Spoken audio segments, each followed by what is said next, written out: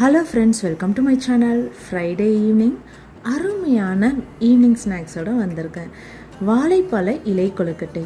வாழைப்பழம் ரொம்ப கருத்து போயிடுச்சு, வேஸ்ட் பண்ணாமல் இந்த இலை கொழுக்கட்டை செஞ்சு தான் பாருங்களேன். வாங்க எப்படி செய்யணும்னு பார்க்கலாமா?